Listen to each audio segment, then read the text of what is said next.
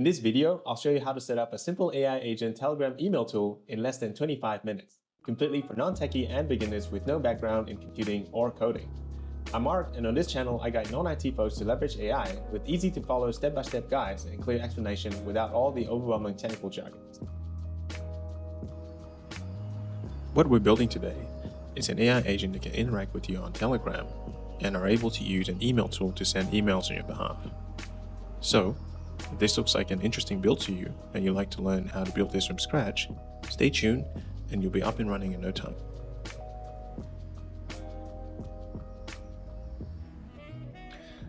So before we dive deeper into the actual workflow and how to build it up, it's probably important to understand some crucial fundamentals and concepts around end-to-end. Right, so end-to-end as a workflow is made up of nodes, right? So what exactly are nodes? So you can think of nodes just like an action step or a certain type of tools, or basically an action that you want a tool to take. Now, there are generally two types of nodes that exist in end-to-end. There are a couple of types, but in general, you can split them into two. The first one are the trigger nodes. So as the name suggests, it triggers the workflow. It's typically the very first node within the workflow that tells the workflow to begin. And the other type is actually the action nodes, which basically are the actions that you want the specific tools to take.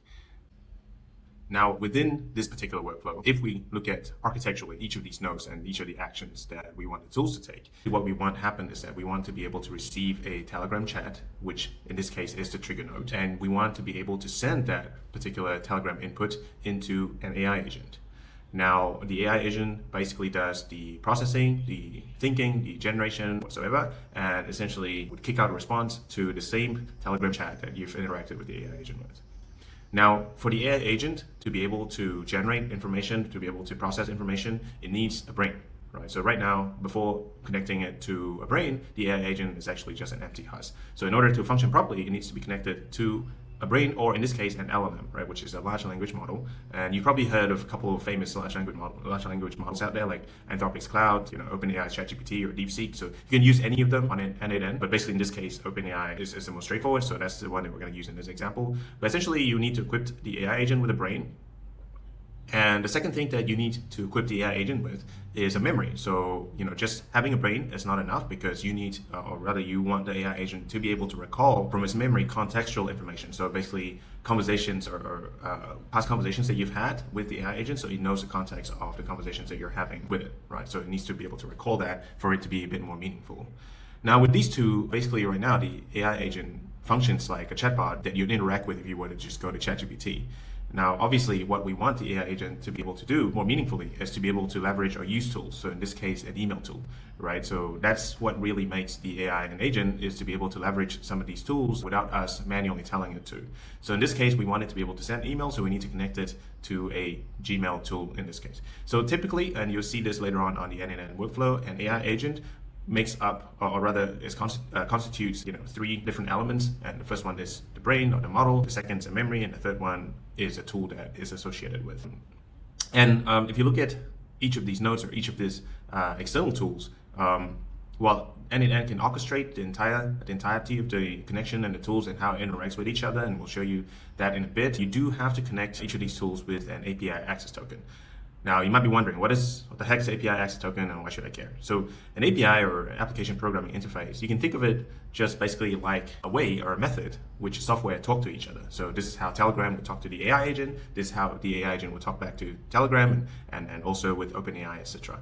Right, so you don't need to know coding, deep programming skills to be able to use APIs. You just need to understand the fundamentals of it. And basically it uses what we call an access token. And you can think of access token basically just like an access code. So for an AI agent to tap into your Telegram or vice versa, you need an access code, because that's how you know that it's coming from an authorized party and not just any random people, right? So that is essentially what you can understand API, a simple way to understand an API access token, basically a way to interact with external tools, right? So, so in this case, Telegram, for it to interact with the AI agent and vice versa, both need the API access token. Likewise, for the AI agent to be able to access OpenAI's capability, it needs an OpenAI API access token, and also with the Gmail needs to be connected as well. So just a simple step to set all this up, and we'll show you how exactly we do that. But it's important to understand as we're going through later on how to do it, why we're doing it, and why it's there in the first place. So with that, we're going to jump right into the build on end-to-end. So just head over to end-to-end.io. And basically just click on get started. Now, as you probably surmised through the architecture I've shown earlier, NAN basically is a place where we're going to build up the workflow, where we're going to connect the nodes or the tools together, and it's going to orchestrate everything. So it's just Mark. So just fill in your credentials, right? Full name, company email. This doesn't actually have to be a company email. As you can see, you can use Gmail or any other type of personal email. Start your free 14-day trial. Okay. Answer a couple of questions here. Doesn't matter if you're using it on a personal basis, but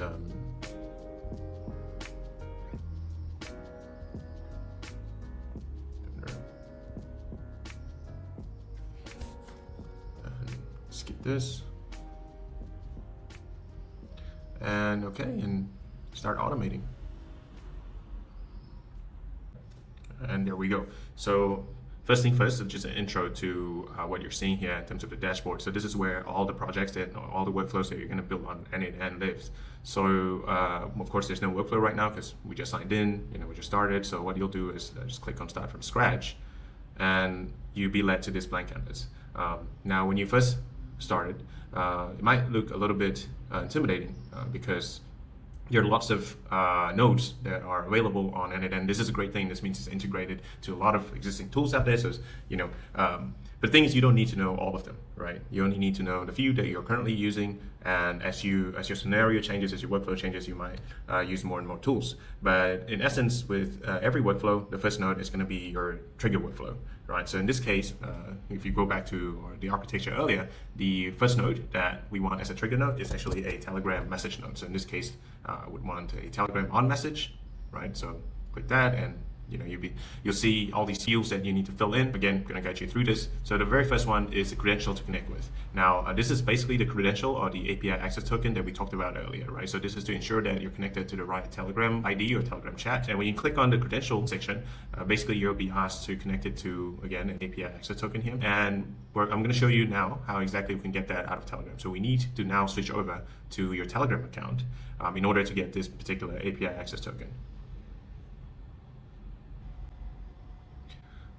So when you go to your Telegram app, in this case on desktop, what you want to do is click on the search bar and type in botfather, right? So you'll be led to this chat here.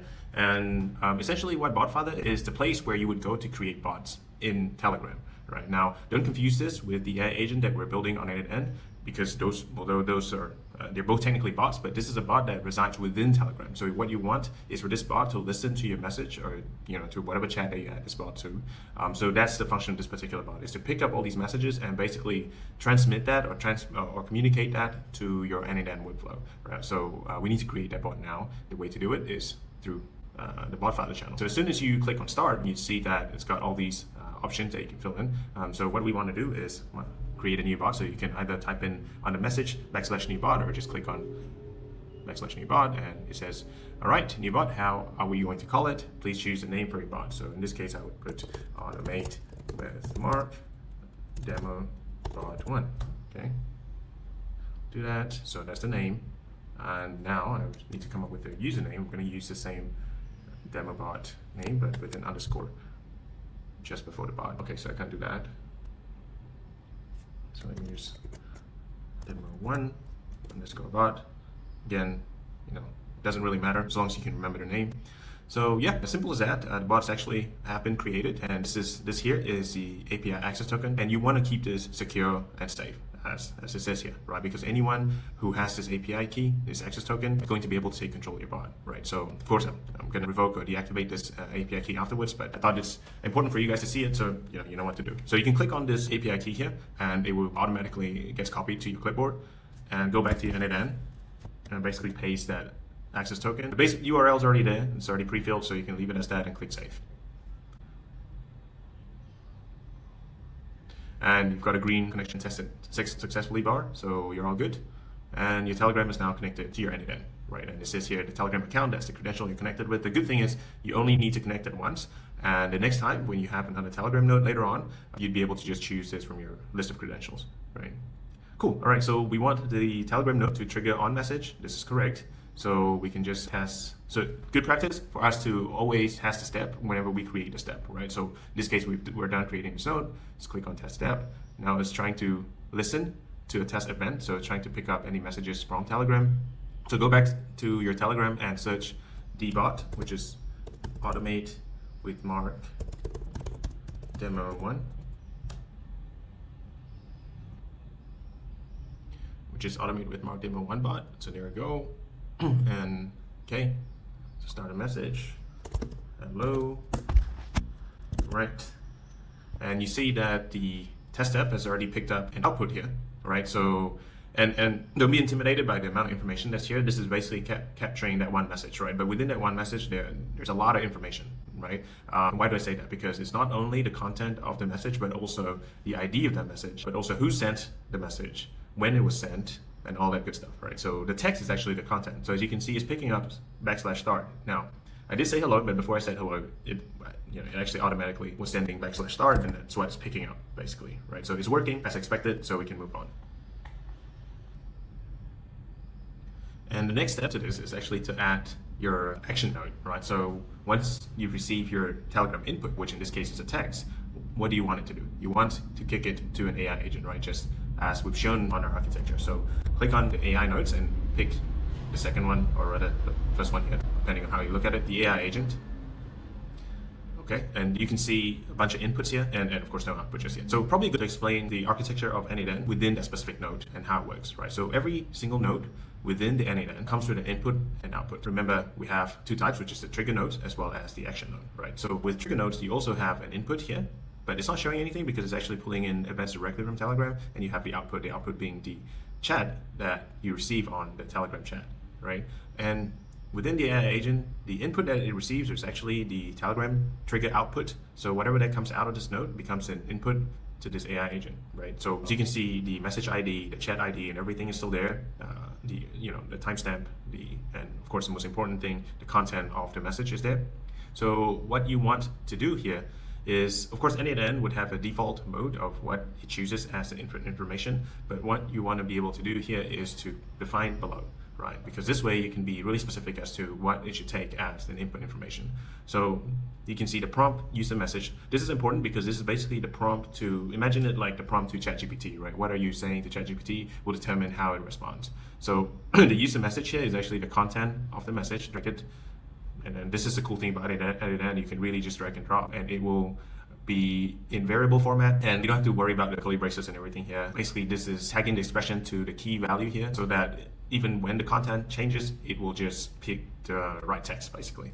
All right, so just drag and drop and test the step here, right? So as you can see, the chat model subnode must be connected and enabled. So there's an error in the output because, as we've mentioned in the architecture, we've not connected any chat model, which is a brain, and we've not connected any memory, we've not connected any tools as well. So we're just gonna go ahead and do that. So you can click it from here, right, to select your language models, right, your LLMs.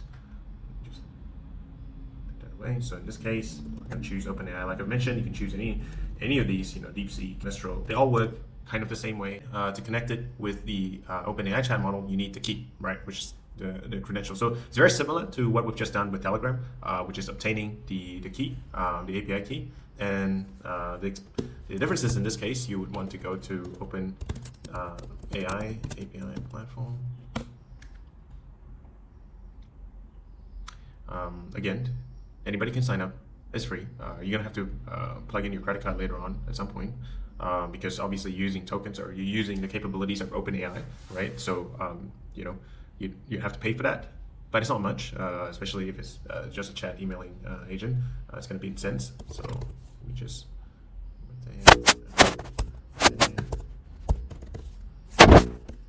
obviously not a real birthday, but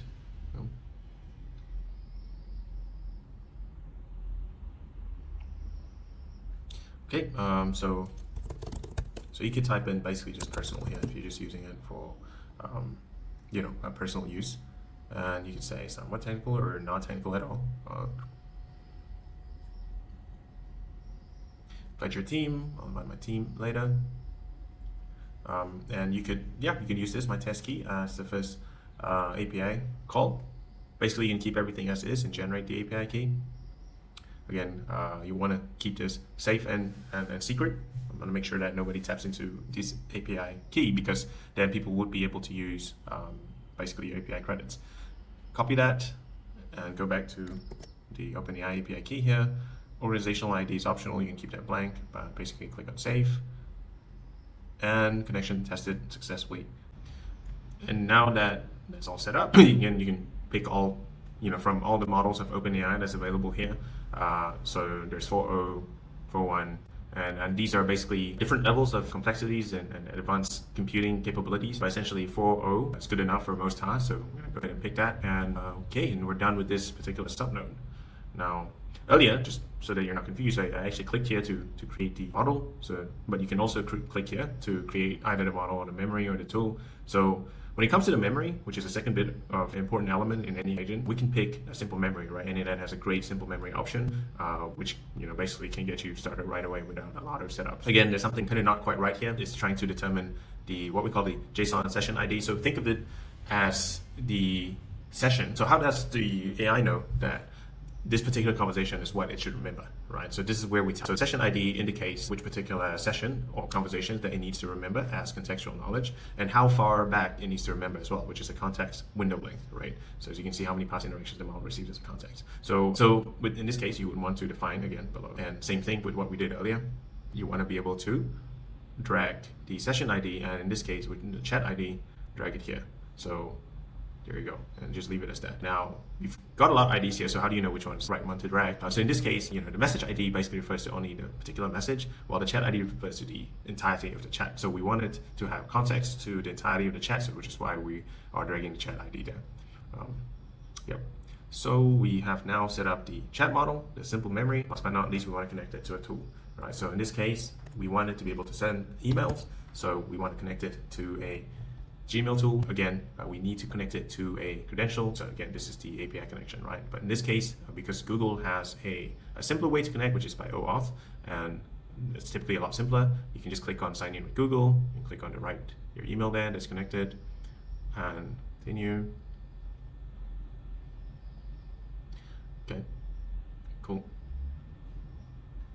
So it's as easy as that. So it's almost one click. You don't need to. It's much easier as compared to the other two, where you need to get the API access key, etc. But now this is connected. So once that's connected, you can leave the tool description as set automatically. This is just to describe the tool to the AI agent, so that the AI knows what this particular tool is. So it's pretty self-explanatory. It's Gmail, so it'll know that this is actually to send emails. The resources message, operation is to send basically in this case send emails. Now, of course, there are a couple things that you need to set, which is, do you want this email to be sent to? What is the subject of the email? And basically, what's the body of the email? What type is it? Right. So for each of these, because you don't want to set a specific email, which means that every single response or every single action that it takes is going to just send an email to a particular specific person, you want it to actually be a variable where it changes depending on what you tell it, right? So if you tell it, hey, send an email to tony@gmail.com, you'll send it to that email. Hey, send it to adam@gmail.com, you'll send it to Adam, right? So you want it to basically variably change as with the request, right? So in this case, NetN has a very neat feature now where you can just let the model define this particular parameter, right? So just click on that and let it be defined automatically by the model. Same thing with the subject, email type. Let's click on text because we want it to be a text email. And similarly with the message or the body, you can let the model determine, what to take. So it'll be able to see from your prompt, which is, for example, hey, please send an email to tony@gmail.com about my doctor's appointment, blah, blah, blah. And it will be able to basically deduce from that, hey, this is the body that you want. This is, the sender that you want, the recipient that you want, and the subject that you want. So it'll be a lot more clearer as we show the actual run later on. But in this case, this is all you need to do with the Gmail tool. Now, cool, so now we have the model setup, the memory setup, and the Gmail tool setup. We can go back and test out the AI agent. So you can see now there are some outputs, right? So probably also a good time to kind of quickly explain, all these different structures. So won't spend too much time on this one in this particular video, but I can make a separate video on this if you guys are interested. But essentially, schema, table, and JSON, these are different representation of the same information that's been sent through, right? So table format just shows it this way. JSON format just shows it in the actual, code format, which a lot of you probably don't want to work, directly with this kind of format. Schema is essentially the format where you can just drag and drop. So it makes it super easy for you to work with NetN, even with, basically with no code type of work rate. Now, when it comes to the output, usually for an AI agent, there are logs and as well as there's output, right? So output, as you already know, so in this case, because the AI agent is working well now with the brain and the memory and everything, it just says, hello, how can I assist you today? Because again, remember the input was just a /start, right? So it's kind of a vague, input. But in the logs, you can see what is actually happening within the AI agent. So as you can see, it is accessing the simple memory to check, whether there's any relevant context that it needs to refer to. In this case, it doesn't. And then it goes to the OpenAI, makes use of the OpenAI chat model, which is where it actually got this particular message, hello, how can I assist you today? And basically kicks that out back into the output, right? So the AI agent node, the action node basically is working as expected at this time. Now, the next step is to build the final node, which is the Telegram output. Now you have the output from the AI agent. You want it to be transmitted to the correct Telegram chat, right? So you would want it to send a message, send a text message in this case. Again, even within Telegram, you see that it has action nodes as well as trigger nodes, right? So of course you already know trigger nodes is what start the workflow. So you want to be looking at the action node, which is send text message. Yeah. So credential to connect with Telegram account. We've already set that up, just as I've mentioned. It's going to stay here. You can use it recurringly. So the resources message, operation is to send message. Now here's the tricky part: a chat ID, right? It needs to know which particular chat that it should send the message back to. Now, so within the inputs, as you see, let me just go back there. It's not only showing the AI agent output, right, which is the previous node. It is also showing the Telegram trigger output, which is basically the trigger node. So it's going to show, with every node that you build, it's going to show all the preceding nodes, the output of all the preceding nodes that you can pick and choose from. So you don't necessarily have to just pick from an output that is from the immediately preceding node, is what I'm trying to say. So we can go to the Telegram trigger and fetch the correct chat ID here and put it in. Remember, we want it to be the same chat ID as where we got the message from, because we want it to reply to the same chat ID. Now, text is basically the text that it's gonna send. For that, we want to drag the output of the AI agent, because that's the text that we want to send back to the Telegram chat, right? So, okay, apply markup, none. Just keep it like that for now. And let's test out the step, see what happens. So it has some output here, so that's good. So you can see it's sending it to the correct chat ID, same chat ID, and a correct message from ChatGPT, right? So go back here to the chat to check. So as you can see, how can I assist you today? This message is sent. So if you want to remove this message is sent automatically by n8n, you can actually go to add field, click on append n8n attribution, and just turn that off. So once you turn it off, it will not show that this message is sent from n8n. All right, so now we're going to test the entire workflow to see that everything is working well and that the AI agent is able to use the email tool when it's told to, right? So let's click on test workflow. And it's waiting, as you can see, it says it's waiting for a trigger event. That's again because the node is a Telegram trigger, so it's waiting for an input from Telegram. So go back to the chat. So what you want to be able to do is to say, hey, can you send an email to Jason at this particular email about our appointment at 2 p.m. on Tuesday next week. Tell them to bring a bottle of messy wine. Okay, so right, hit that. So we're going to go back. As you can see, it's receiving the Telegram input. The AI agent basically access OpenAI chat model to create the email and check the simple memory and make sure all contextual knowledge is there. And then it hit the Gmail node and used the Gmail to send an email. At the same time, it also gives us a response on the Telegram chat. So let's go back to the Telegram chat, and it says, I've sent the email to Jason about the appointment, reminded him to bring a bottle of wine. If you need any further assistance, just let me know. All right, so let's see if it indeed actually sent an email to, sorry, here we go. So under my sent email, basically, it just sent this particular email from my inbox that says, hey, Jason, just a reminder about our appointment at 2 p.m. on Tuesday next week. Please remember to bring a bottle of wine. Looking forward to seeing you. Best Jordan. So I didn't give it my name, so it doesn't know. But, if I just said, hey, you're Mark, then it would just sign up as Mark here. Again, you can remove this by removing it on the n8n itself. But yeah, so it's working as expected, the workflow. And if you want this to be active consistently, then you would just hit this toggle button. And basically you can just, you don't have to keep clicking on the test workflow. You can chat with it. And you can even, what can you do? You should have some contextual knowledge as to the tools and stuff like that. So there we go. Yeah, cool. So that's a simple way to set up your first n8n workflow for a pretty helpful email Telegram AI agent assistant. Hope that was helpful. Hope that gives you a good first step towards n8n automation and how things just generally work. If you have any questions about the workflow, any comments, or any ideas as to what other automations you'd like me to build, so just leave a comment down below. Let me know. And if you like the content, if you find it valuable, please consider subscribing. And I'll see you on the next one.